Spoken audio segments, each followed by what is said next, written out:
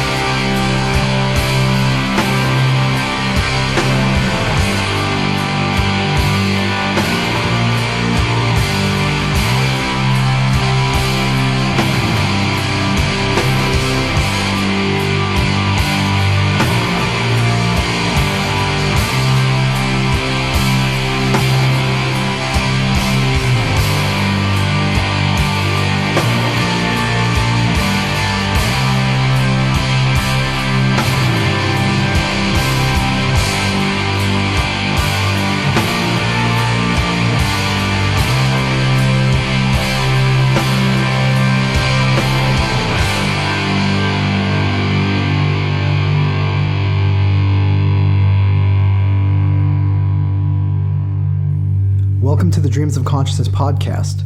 If you'd be so kind, would you mind introducing yourself? Hello, I'm Jarno Salomaa, and I'm the main member in Shape of Despair. Also guitarist and playing some keyboards there as well. And how would you describe the music of Shape of Despair?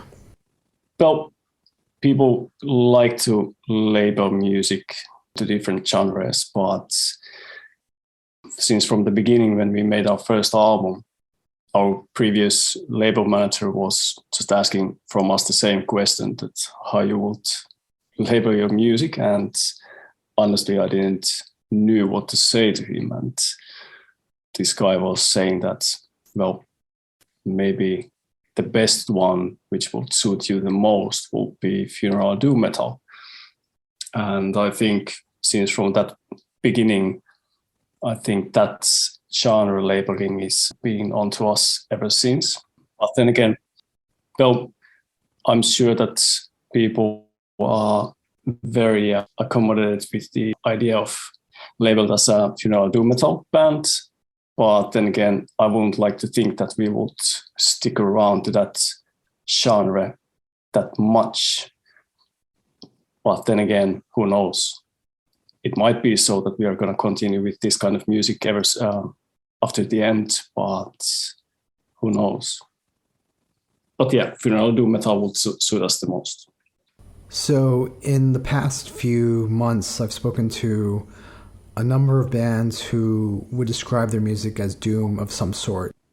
Yeah. I'm curious, for you personally, what does doom mean to you?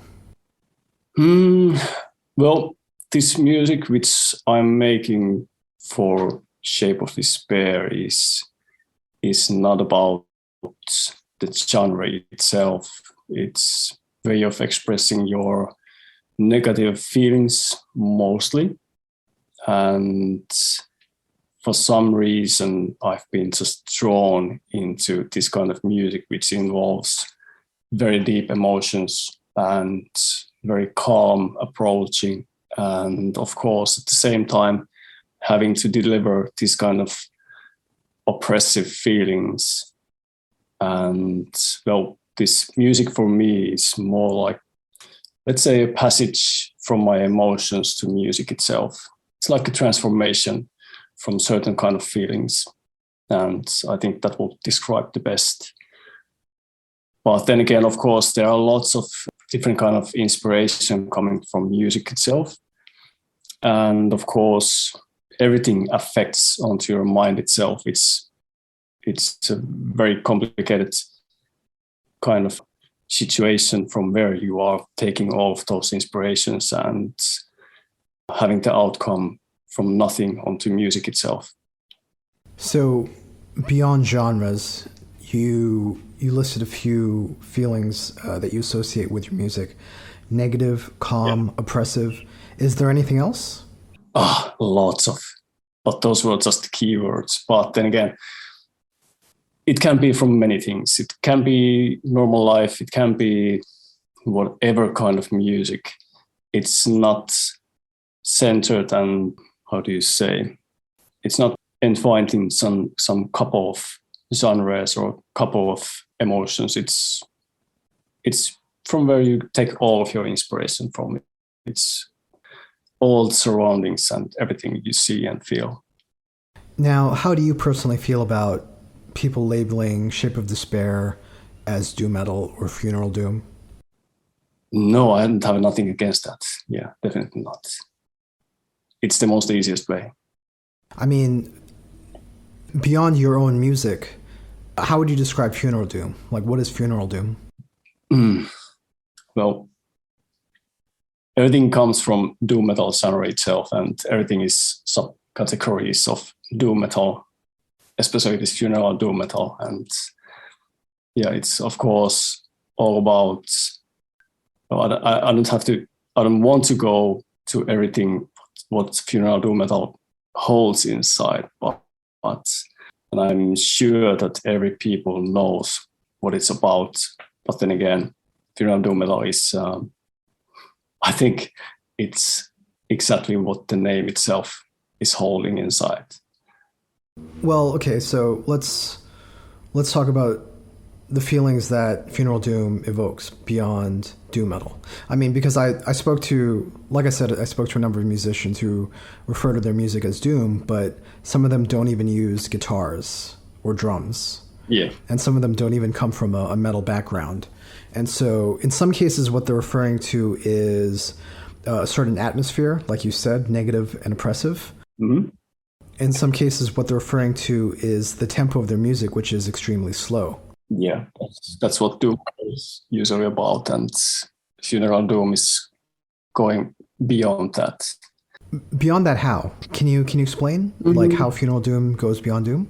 Well, I think it's not, I think it will be unfair to say that Funeral Doom metal will follow certain kind of pattern, because that would make maybe that genre labeling way too easy.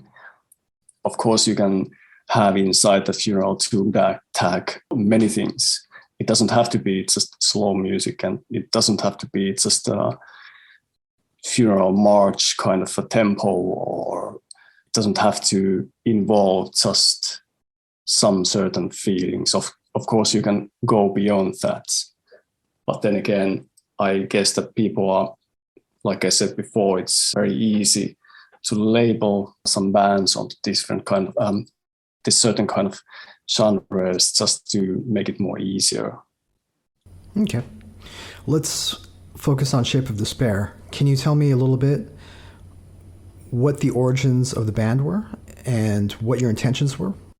Well, the origins were, if we start from what this band have had its birth from, I think everything came from death metal and progressed to black metal, and then so what's progressed to what it is right now. I've always liked to listen black metal the most, but then again, I don't remember actually very well what happened during that time when, for example, I made some more faster paced songs, and from that moment, it's slowly transformed into this kind of slow doom music. But I guess most what got me into making this kind of music was at that time that I didn't heard much of this kind of music myself, and my desire also to make this kind of music which is very slow and ethereal in a way also. As far as the early releases for Shape of Despair, what were your goals?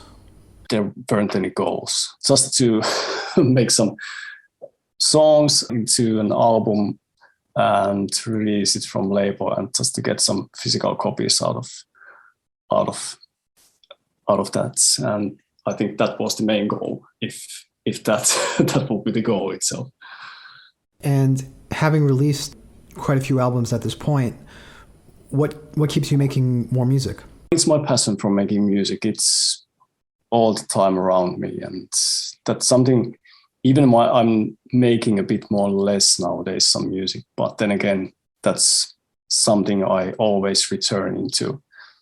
I really love to make some tunes out of nothing and try to see if there will be something new. And for example, I have made only just one new song for Shape, and have to see how it evolves. And there's always a different kind of approach which I'm making with those songs. It's mostly also just laying in my head, and maybe I will get back to that riff or song after half a year or after 1 year, who knows. But it's kind of a slow and long process for me also. But then again, I have also some different bands for which I'm making some music, so it's not just about Shape of Despair. But yeah, music is always here, and honestly, I couldn't live without any music. Let's talk a little bit more about that process. How does it start for you? Do you always start on the guitar? Not always. There can be keyboards. For example, I made a couple of albums of Shape of Despair just by the keyboards, and then afterwards arranged guitar parts. But mostly, yeah, I'm making music just by the guitar. But yeah, this is quite an exception because I don't have any, for example, any knowledge about how to make music, for example, and playing with keyboards. And it's just a self-learning process also when you're composing something with keyboards. But yeah, mainly guitars and sometimes some keyboards, yeah. Do you usually have a good sense of what the arrangement is going to be when you start a song? Yeah, usually I have. But then again, there can be some so-called mistakenly processes as well. For example, what I say about mistaken processes is like, for example, when you're experiencing some new sounds, you can also draw a bit of an idea about the sound itself and what kind of song or start for the song would be with that sound. And that's been happening quite often for me. But then again, there is some melody perhaps in my head which I'm making out to with guitar or keyboards, and yeah, there's a lots of different kind of approaches. But then again, I think the main what drives you to make some music and what makes you to get some tones out of from nothing is mostly the feelings itself. If you're having that kind of, let's say, so usually when in solitude you are having some kind of different kind of negative feelings, it's something where you dwell into, and when you're just making tunes out of that feelings, I think it's the most important and most effective one to compose some music. And when is a song complete for you? When are you happy with what you've composed, what you've arranged? Well, that's the hardest part for me, at least, because it can take a lot of time to finish one song. And especially with Shape of Despair, for example, when I made this new album's songs, the first one I started from 2015, and it took maybe 2 years until we started to rehearse that song fully with lyrics also and some vocals on it. And let's say that for me, which is a clear sign when the song is finished, is when I get to see and hear every participant making their own approaches into music, because there might be also some arrangements which should be taken care of during that time. But yeah, it's a quite long process. And when do the other members of the band become involved? Well, that depends. Depends on the songs you're working, and depends on what kind of time you're having. For example, everyone is having their own families, they're having their different bands, so it can take a while, or if the time is suitable, yeah, of course it can be much more faster process.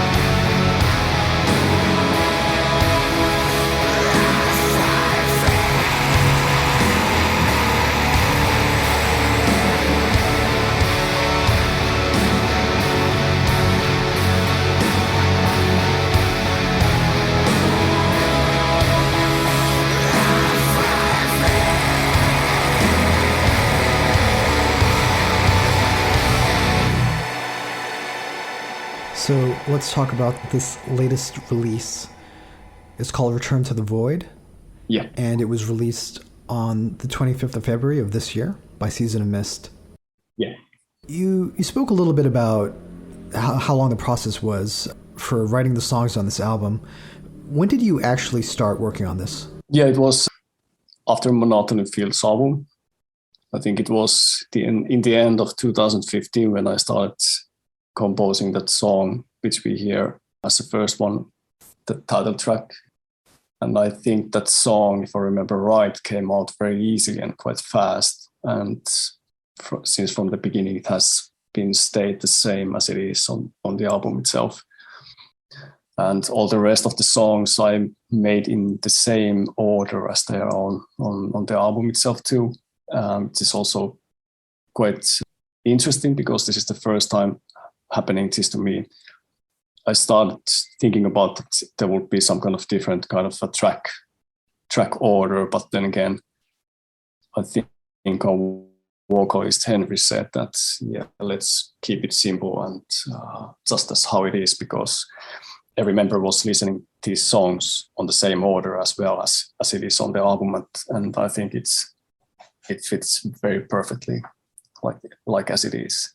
I think all the rest of the songs didn't came as easy as the first one, but then again, honestly, I just can't remember that well how much time it took. But then again, I had all those songs quite ready when we started rehearsing those, and I think it took maybe, as I said earlier, also about 2 years.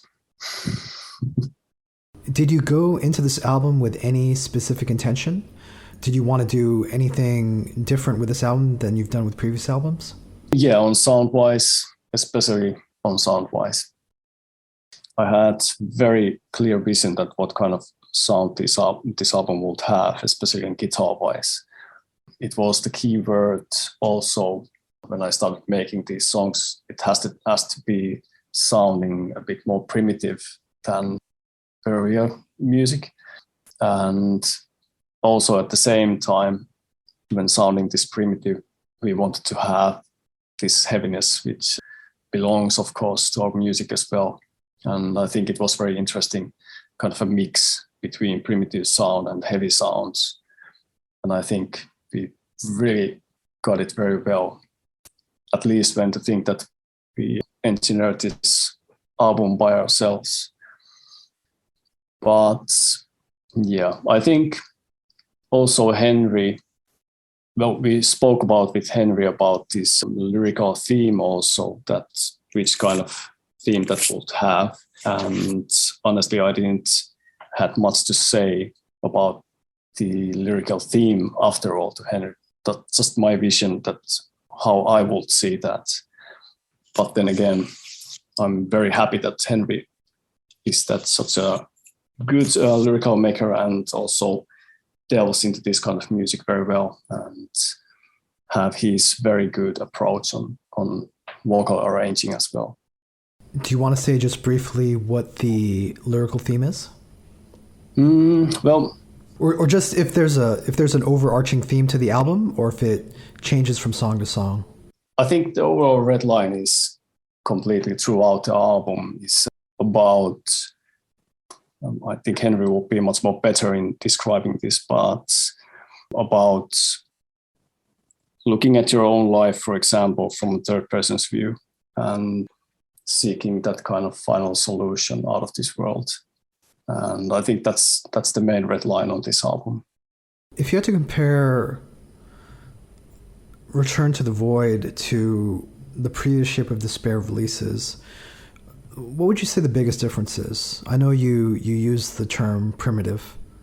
Yeah. Well, there are some differences. Yeah, for example, that sound world-wise, but of course there's difference in composing-wise. But then again, when we are speaking about same person who is making songs for this band is the same. There are different kind of for example, approaches in music also. When you're listening to our albums, I think that's the most clearest point when you see what's the difference are. But yeah, from composing wise, also there's a difference how I'm composing the songs, either using by guitar or keyboards. Then there's differences in lyrical themes. Also, of course, we have a couple of different vocalists being on our band also. There's a different sounds on of course, singing voices as well. And of course, when we are speaking about time itself, to think about, we started from 94, and it's been a couple of years now. After that, of course, there's different kind of time differences in making music as well. Can you tell me a little bit of what the process was like for recording all the different instrumentation on this album? I think recording itself was quite ordinary as we compare, for example, to our previous ones. But I think that this time, as we were much more experienced on recording wise, we had everything ready and we knew almost exactly what we are driving ahead. And I think the most time-consuming parts must have been searching that perfect guitar tones. That takes a lot of time to try out some different kind of amps. And of course, speaking about melody sounds itself, it's not that easy to find just right away that perfect tone.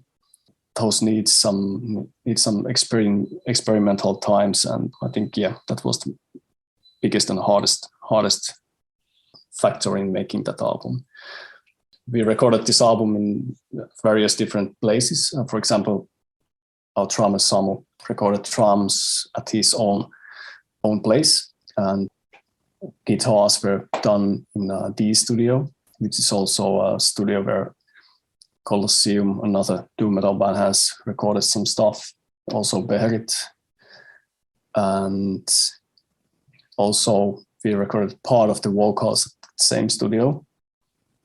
Also, bass was recorded in our rehearsal place, actually. But yeah, there was different places, and most of the biggest thing was, of course, when we entered this album by ourselves, and it really gave us much more freer hands than before. Did your drummer Samu handle most of the engineering in terms of the recording process? Yeah, he did. He knew exactly what he's gonna do, and honestly, I didn't have second word to it. And he handled the mixing as well, right?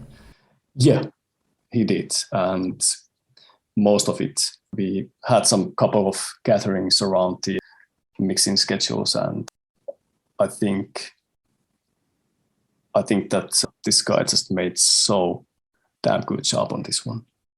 You mentioned quite early on, in terms of when you first started envisioning this album, that you had a very specific guitar tone in mind, or guitar sound in mind.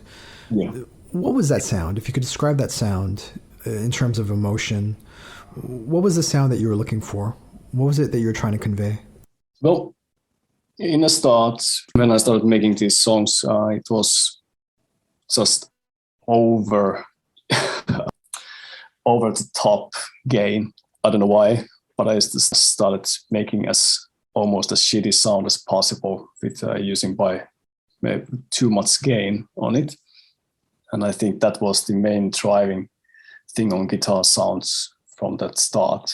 And after that, it was mainly almost like a playing in your mind that you should need some heavy sound on it just to accompany that raw guitar sound. But yeah, I think it ended very well. And in terms of the finished product, if you could describe the emotions of the album, what does the album express beyond the themes, beyond the lyrics? For me, it's overall feelings of having that oppression oppressive feeling. And let's say that when I'm thinking about the album itself from start until the end, it's almost like starting from crushing feelings, and ending is a bit more like a relief in a way. For example, relief as in lyrical theme also, that it's kind of a relief to exit out of this life which you are having in this album. And I think music is kind of a relieving factor in that way, at least at the end of the song.